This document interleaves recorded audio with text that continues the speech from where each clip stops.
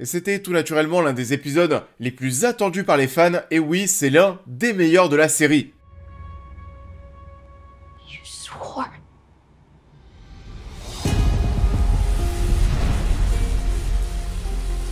Bonjour à tous, j'espère que vous allez bien. On se retrouve aujourd'hui en ce lundi de Pâques, lundi férié, pour, je pense, oui, l'épisode le plus marquant de cette saison 2 de The Last of Us, hein, déjà, bien entendu. Et vu que c'est férié aujourd'hui, j'imagine qu'il y a beaucoup de personnes qui vont mater cet épisode rapidement, peut-être même dès le réveil. En tout cas, ce qui est sûr, c'est qu'on en parle sur la chaîne, comme chaque semaine, avec cette fois-ci des spoilers à fond. Là, c'est compliqué d'en parler sans spoil. Donc, The Last of Us, saison 2, épisode 2, bah c'est parti, on en parle. Alors...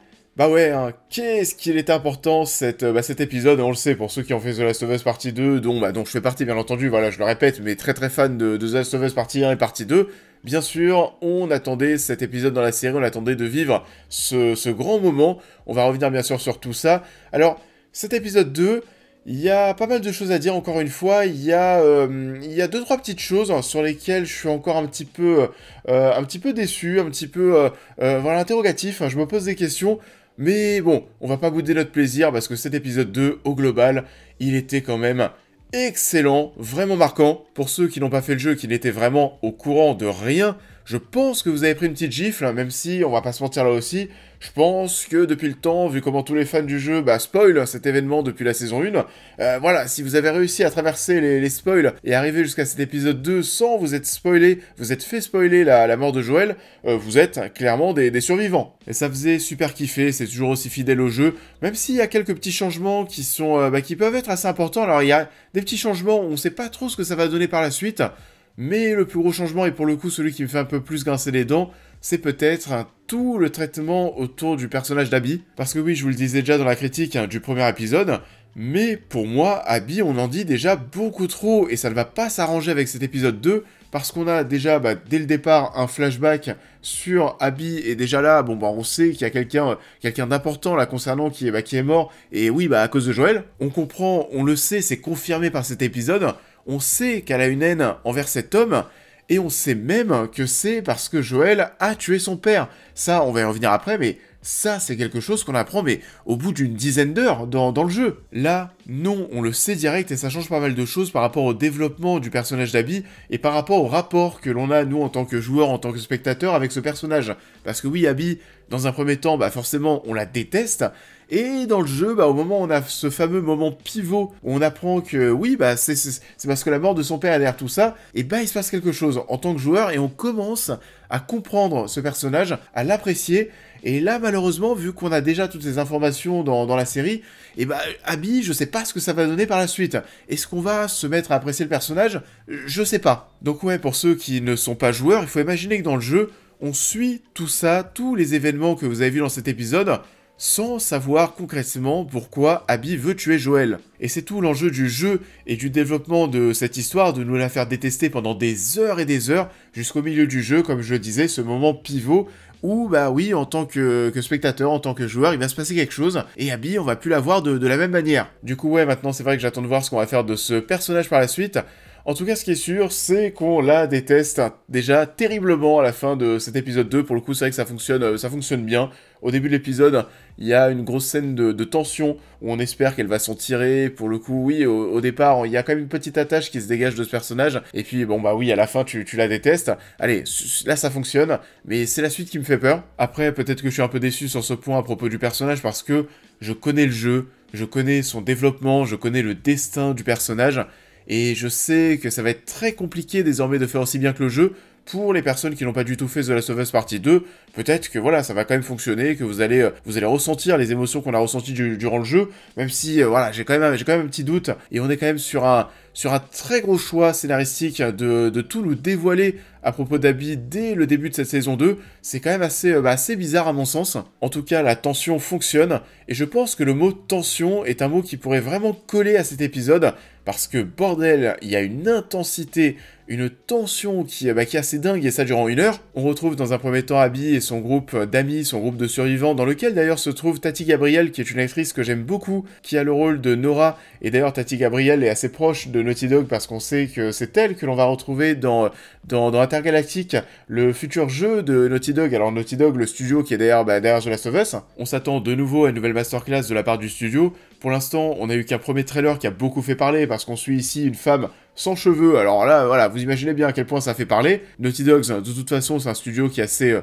assez progressiste dans ses thématiques, et on va le sentir aussi dans cet épisode 2, parce qu'on va avoir une scène, on va voir le personnage de Seth qui va même, vous savez, s'excuser auprès d'Ellie pour sa remarque homophobe qu'il a eu la veille. Ça, c'est une petite séquence qui a été rajoutée, et on voyait aussi, d'ailleurs, on n'en avait pas parlé, mais dans l'épisode 1, on avait une vanne féministe. Donc oui, Naughty Dog, studio progressiste au niveau des jeux vidéo, mais aussi au niveau de la série. You're telling me what if it were you and Joel, you wouldn't have gone in? Well, that ain't the same. Why? 'Cause it's different. How? Même si bon, vous l'avez compris, c'est pas Naughty Dog directement qui est derrière la série, mais quand même Neil Druckmann. Et on va avoir aussi d'autres petits changements ici par rapport au jeu.